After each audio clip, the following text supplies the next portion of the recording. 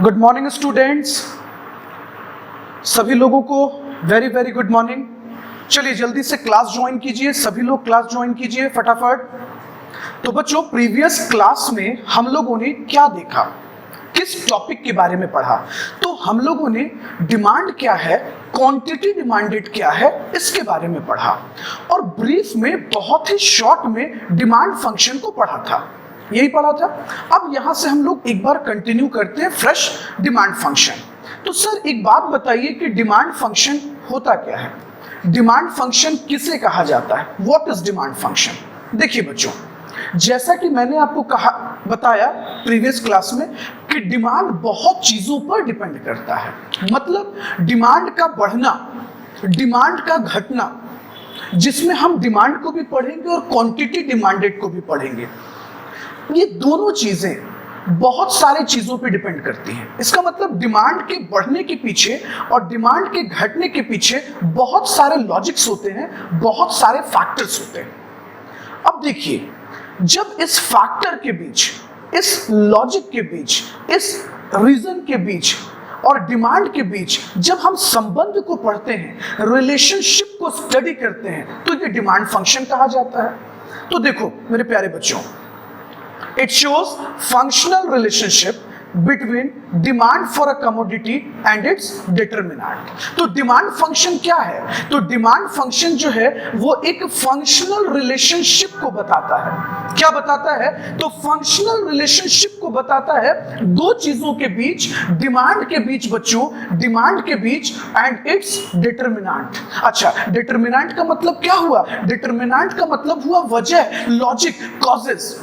तो डिमांड के बढ़ने का और डिमांड के घटने का जो लॉजिक है, इस दोनों के बीच जो इंटर संबंध है, रिलेशनशिप है, इसे हम डिमांड फंक्शन कहते हैं। अच्छा सर एक बात बताइए, कितने वजह हो सकते हैं डिमांड के बढ़ने का और डिमांड के घटने का? कुछ स्क्रीन पर रखा हुआ है, देखिए बच्चों। कहता है dx इज अ f का मतलब फंक्शन। तो demand is a function of px का मतलब price of commodity, pz price of related goods. अच्छा, इसको बहुत बार बच्चों अलग अलग बुक में pr भी बताया जाता है। तो देखिए, इससे कोई रिजिड होने वाली बात नहीं है, ये तो सिंबॉलिक प्रेजेंटेशन है ना, सिंपल सी बात है।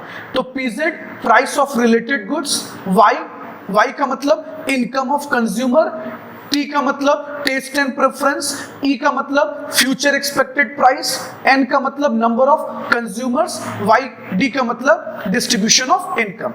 तो कहता है बच्चों कि जो डिमांड है ना वो फंक्शन है, मतलब डिमांड का बढ़ना और डिमांड का घटना इन सब चीजों पर डिपेंड करता है।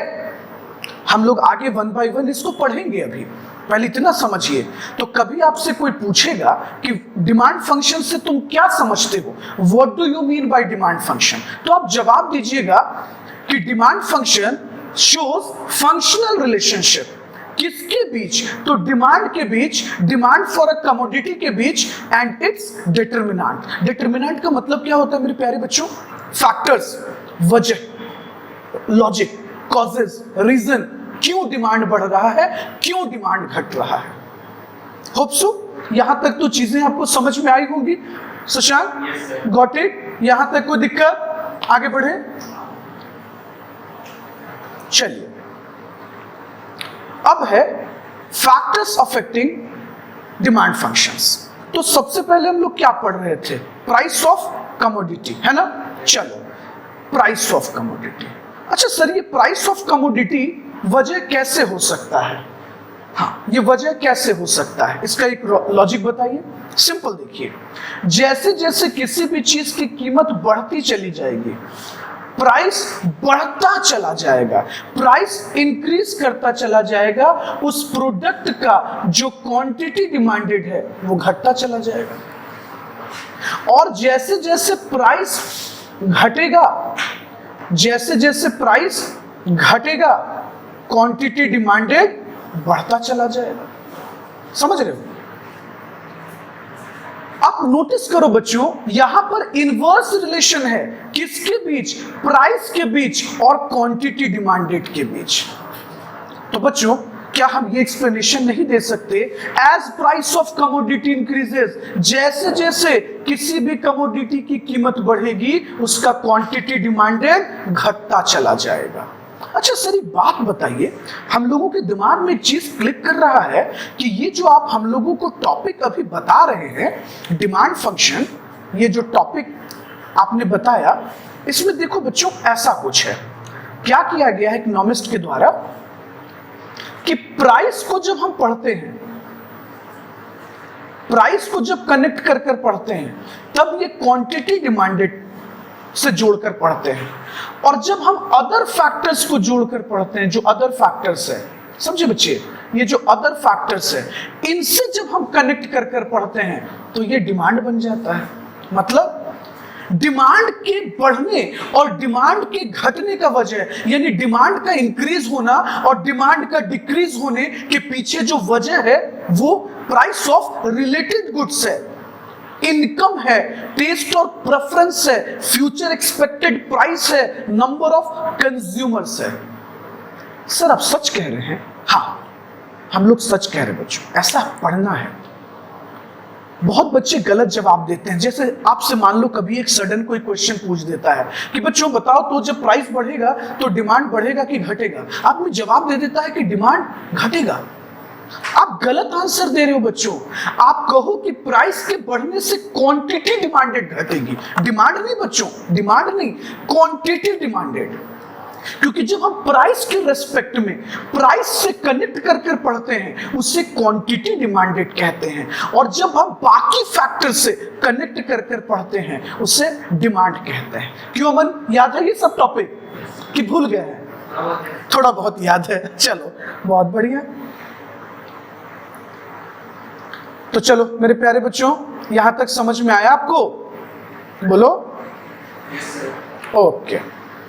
तो हमने क्या पढ़ा प्राइस के रिस्पेक्ट में कि जैसे जैसे किसी भी वस्तु, किसी भी सर्विस, किसी भी गुड्स की कीमत बढ़ती चली जाएगी उसका क्वांटिटी डिमांडेड घटता चला जाएगा, और प्राइस जैसे जैसे घटेगा क्वांटिटी डिमांडेड वैसे वैसे बढ़ेगा।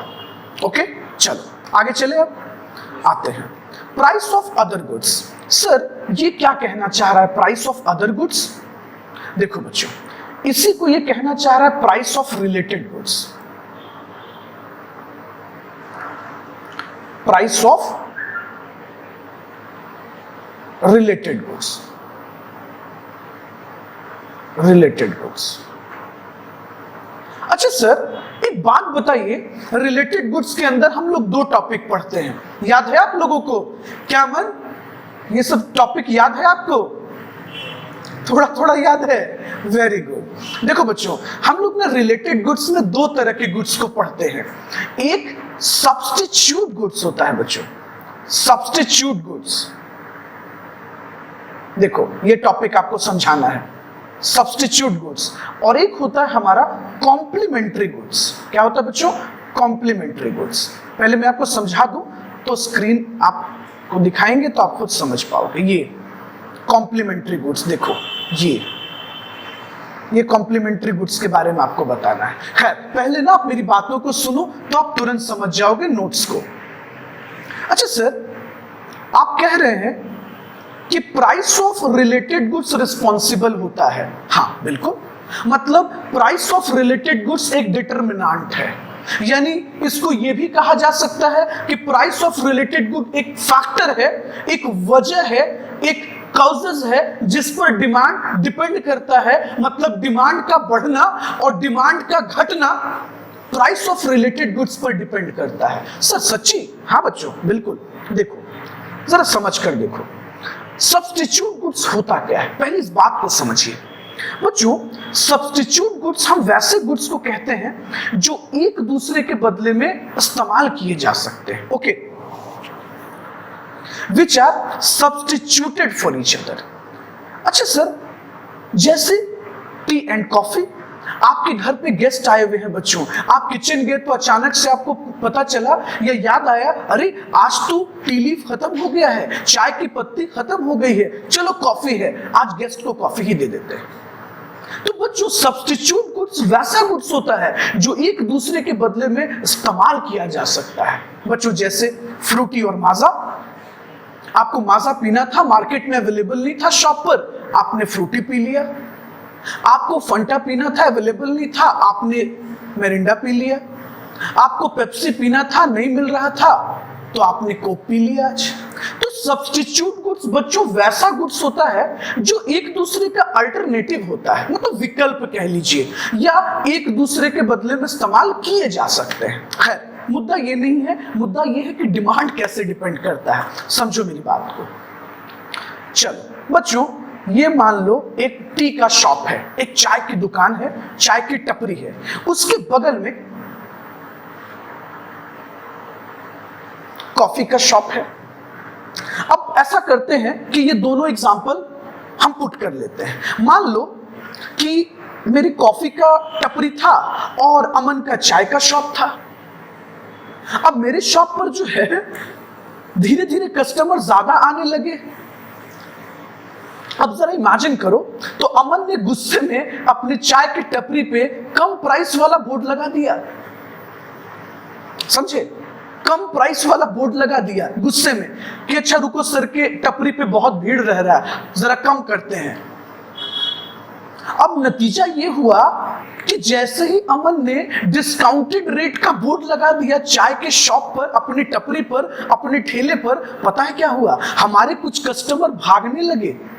सब ये सोचने लगे कि यार क्यों हम double price, why should I pay double price for the coffee, क्यों दे हम, चलो इससे कम में तो बढ़िया चाय अमन पिला रहा है। तो पता चला कि धीरे धीरे मेरे प्रोडक्ट का डिमांड घटने लगा। बैठो बैठो, हाँ गुड मॉर्निंग, बैठो, बस चुपचाप बैठो, हल्ला नहीं है, पढ़ना है ध्यान से। हाँ, तो हम लोग बात कर रहे थे ना बच्चों कि जैसे जैसे, अब देखो बच्चों क्या हुआ, सब्स्टिट्यूट गुड्स का इफेक्ट देखो। मैंने तो प्राइस नहीं बढ़ाया अपने कॉफी का, ना घटाया, लेकिन अमन ने जैसे ही अपने प्रोडक्ट का कीमत कम कर दिया, चाय की कीमत को कम कर दिया, उसका असर मेरे प्रोडक्ट पे दिखने लगा। दिखा ना? क्योंकि मेरे कुछ कस्टमर्स भाग गए चाय पीने के लिए। तो सब्स्टिट्यूट गुड्स में बच्चों कैसा रिलेशन होता है? इसमें ऑब्जर्व किया जाता है, इसमें ऑब्जर्व किया जाता है डायरेक्ट रिलेशन। तो बच्चों सब्स्टिट्यूट गुड्स के केस में डायरेक्ट रिलेशन होता है। जैसे जैसे एक प्रोडक्ट की कीमत बढ़ेगी, दूसरे सब्स्टिट्यूट का डिमांड घटेगा। बच्चों ऐसा भी होता है, अगर मान लो अगर अमन अपने प्रोडक्ट की कीमत बढ़ा देता, मतलब चाय की कीमत बढ़ा देता, तो चाय पीने वाले लोग शिफ्ट कर जाते कॉफी की तरफ और कॉफी का डिमांड बढ़ जाता। तो बच्चों ये देखो, मैं आपको ये बताना चाह रहा हूं, मैंने ये कहा क्या कि अमन के चाय की कीमत बढ़ाने से चाय का डिमांड बढ़ा या घटा? मैंने ऐसा कहा नहीं कहा। कीमत अमन ने बढ़ाया लेकिन इफेक्ट कॉफी पर दिख रहा है, यानी कीमत चाय की बढ़ी और डिमांड कॉफी का बढ़ गया। तो सब्स्टिट्यूट गुड्स पे बच्चों डायरेक्ट रिलेशन होता है। जैसे ही किसी एक सब्स्टिट्यूट की कीमत बढ़ती है तो अगले सब्स्टिट्यूट की डिमांड बढ़ जाती है। अगर किसी सब्स्टिट्यूट की कीमत घटती है तो दूसरे सब्स्टिट्यूट की डिमांड घट जाती है। क्यों? क्योंकि लोग शिफ्ट कर जाते हैं। इसलिए बच्चों पेप्सी, कोक, थम्स अप आपस में एक बेहतर सब्स्टिट्यूट है। माजा और फ्रूटी, तो ये लोग ना एकदम से स्ट्रॉन्ग कंपटीशन रखते हैं, ये एकदम पैरेलल चलते हैं, एक प्राइस को फॉलो करते हैं, क्योंकि इनको पता है किसी एक ने भी कीमत के साथ छेड़खानी की तो अगले पर उसका प्रभाव दिखेगा। होप सो बच्चों यहां तक बातें समझ में आई आपको? चलिए कंटिन्यू करते हैं, हम लोग आगे आते हैं। अब सुनिएगा बच्चों, सर ये कॉम्प्लीमेंट्री गुड्स क्या होता है? अभी जस्ट आपने स्क्रीन पर शो किया था कॉम्प्लीमेंट्री गुड्स। देखो बच्चों, देखो कॉम्प्लीमेंट्री गुड्स होता क्या है बच्चों? जो हमारी जरूरत को मिलकर पूरा करते हैं, which jointly satisfy the want। जैसे एग्जांपल समझो आप, पेट्रोल और कार। बच्चों इमेजिन करो, इंटरनेट और लैपटॉप आपको पढ़ाने के लिए हम लोगों को एक लैपटॉप चाहिए और इंटरनेट का कनेक्शन चाहिए। इमेजिन कीजिए अगर लैपटॉप हो और इंटरनेट ना हो, या इंटरनेट हो लैपटॉप ना हो, तो क्या हम आपको पढ़ा पाते? नहीं। तो ये कॉम्प्लीमेंट्री गुड्स है। क्यों? क्योंकि ये मिलकर हमारी जरूरत को पूरा करती हैं। तो कॉम्प्लीमेंट्री गुड्स वैसे वस्तु को कहते हैं बच्चों, वैसे कमोडिटी को कहते हैं जो मिलकर हमारी जरूरत को पूरा करती है। जैसे बच्चों इंक और मार्कर, अगर इंक है मार्कर नहीं, मार्कर है इंक नहीं, तो काम नहीं होगा बच्चों। जब तक दोनों नहीं मिलेंगे जरूरत पूरा नहीं होगा। जैसे बच्चों बटर और ब्रेड कॉम्प्लीमेंट्री गुड्स है ना। एग्जाम्पल लो बच्चों, जो स्मोकर लोग हैं, जिन्हें स्मोकिंग करने की आदत है, उनको सिगरेट दे दिया जाए, लाइटर या माचिस अवेलेबल ही ना हो, पी पाएंगे? नहीं। तो कॉम्प्लीमेंट्री गुड्स हो गया, क्योंकि जब तक दोनों नहीं मिलेंगे जरूरत कभी भी पूरा नहीं हो पाएगा। तो कॉम्प्लीमेंट्री गुड्स वैसे गुड्स को कहते हैं विच जॉइंटली सेटिस्फाई द वांट, जो हमारे जरूरत को मिलकर पूरा कर पाते हैं। होप सो यहां तक आपको बात समझ में आई होगी। क्या हम आगे चले? हाँ जी सर, चलिए। अब सुनिए बच्चों मेरी बात को ध्यान से, देखिए स्क्रीन को वापस देखिएगा। सर आपने कहा कि रिलेटेड गुड्स दो तरह का है। हाँ, सब्स्टिट्यूट और कॉम्प्लीमेंट्री। सब्स्टिट्यूट तो आपने समझा दिया, कॉम्प्लीमेंट्री समझा दीजिए। देखिए बच्चों, जैसे एग्जांपल ले लेते हैं इंक एंड मार्कर। बच्चों मान लो मार्केट में जैसे जैसे इंक की प्राइस बढ़ेगी, इंक महंगा होगा, मार्कर का डिमांड क्या होगा बच्चों? कम होता जाएगा। लोग कम से कम मार्कर को यूज करना चाहेंगे क्योंकि इंक महंगा हो रहा है। ऑब्जर्व करो बच्चों, कॉम्प्लीमेंट्री गुड्स के केस में क्या होता है? आ जाओ बच्चे क्लास में बैठो। कॉम्प्लीमेंट्री गुड्स के केस में क्या होता है? जैसे जैसे एक कॉम्प्लीमेंट्री गुड्स की कीमत बढ़ेगी तो दूसरे गुड्स का डिमांड कम होता चला जाएगा। तो बच्चों सब्स्टिट्यूट गुड्स के केस में डायरेक्ट रिलेशन था, कॉम्प्लीमेंट्री गुड्स के केस में इनवर्स रिलेशन है ना। ओके चलो, होप सो समझ गए होगे। आ जाओ अब एक बार इसको आपको समझाते हैं। चलो, तो हम लोग पढ़ के आ रहे थे प्राइस ऑफ अदर गुड्स। कुछ बुक में अदर गुड्स लिखा होता है, कुछ बुक में प्राइस ऑफ रिलेटेड गुड्स होता है, तो दोनों सेम है। तुम परेशान मत होना, दोनों सेम है। आ जाइए अब सब्स्टिट्यूट गुड्स को समझिएगा। Substitute goods are those which are an alternative of one another in consumption, जो एक दूसरे के क्या है?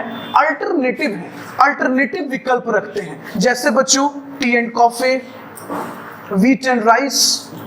बच्चों कभी कभी बहुत पहले, लगभग मैं आपको बताऊं कि 80s के आसपास और 70s में जब सुखाड़ जैसा एक एनवायरनमेंट बना था देश में, बरसात टाइम से नहीं हुई थी बच्चों, तो राइस का प्रोडक्शन बहुत कम हुआ था। उस समय चावल महंगा होने के कारण मैक्सिमम पॉपुलेशन गेहूं कंज्यूम किया करती थी। तो मैं आपको ये समझाना चाह रहा हूं बच्चों कि गेहूं और चावल, राइस एंड व्हीट, ये एक दूसरे के सब्स्टिट्यूट है बच्चों, एक तरह से देखा जाए तो। जैसे इंक पेन और बॉल पेन एक दूसरे का क्या है? सब्स्टिट्यूट है। मारुति कार ले लो या फिर नैनो ले लो, ये मारुति ले लो और महिंद्रा ले लो, एक दूसरे का क्या है बच्चों? सब्स्टिट्यूट है। खैर मुद्दा ये नहीं है, समझाने का मकसद ये है कि सब्स्टिट्यूट गुड्स के केस में क्या होता है बच्चों, जैसे ही किसी एक सब्स्टिट्यूट की कीमत बढ़ती है तो दूसरे का डिमांड बढ़ जाता है। अब एक एग्जांपल देखो, आप इस डायग्राम को देखो। ओके, एकदम रिलैक्स होके समझना। यहां हम दो गुड्स पुट किए हैं, एक कॉफी। अब देखो हो क्या रहा है, मान लो प्राइस ऑफ, थोड़ा सा इसमें मिसप्रिंट हो गया, रुक जाइए इसको सही कर देते हैं। मान लो प्राइस ऑफ टी, सॉरी बच्चों मिसप्रिंट हो गया था थोड़ा सा, प्राइस ऑफ टी। चलिए, और कॉफी। अब बच्चों जैसे एग्जांपल आप लो,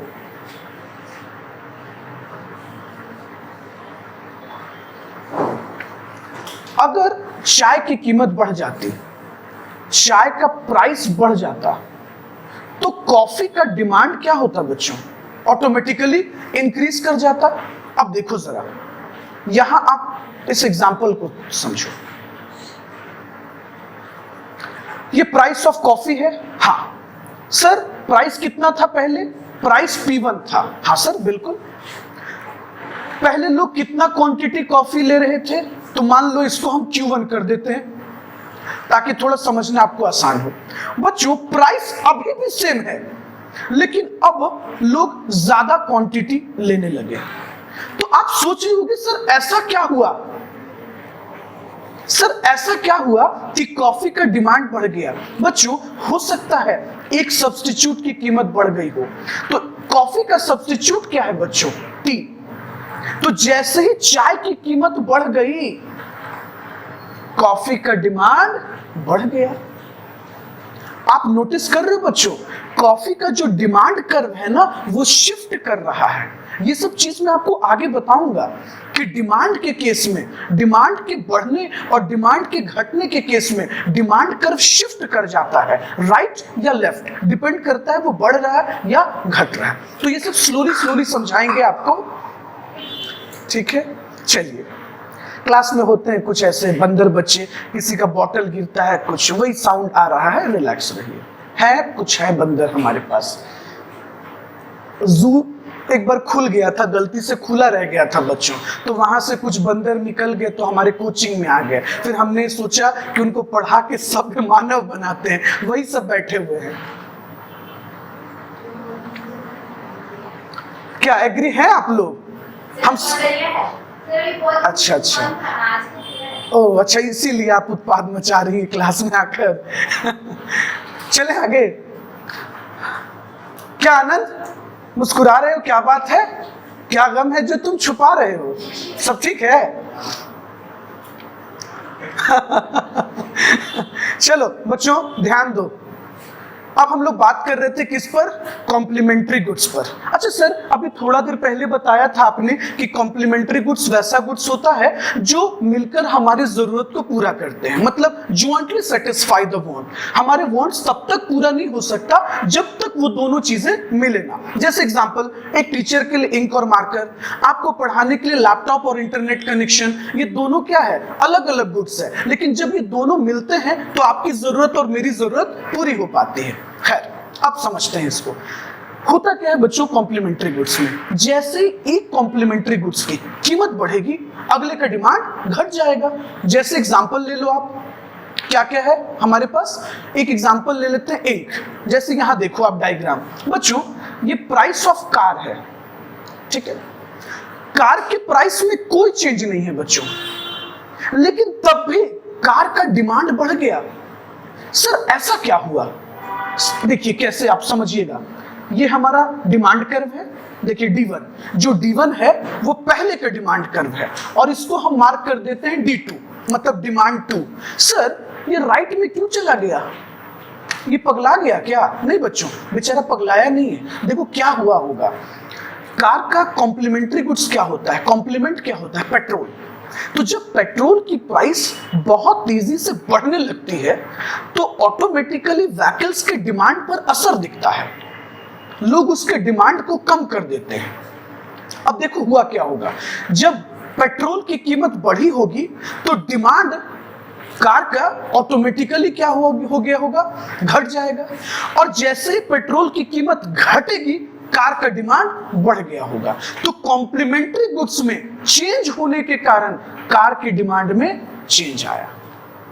होप सो यहां तक आपको समझ में आया होगा। तो दो फैक्टर्स क्लियर हो गए कि दिक्कत है अभी भी? यहां तक आप समझ पाए? Yes sir. ओके।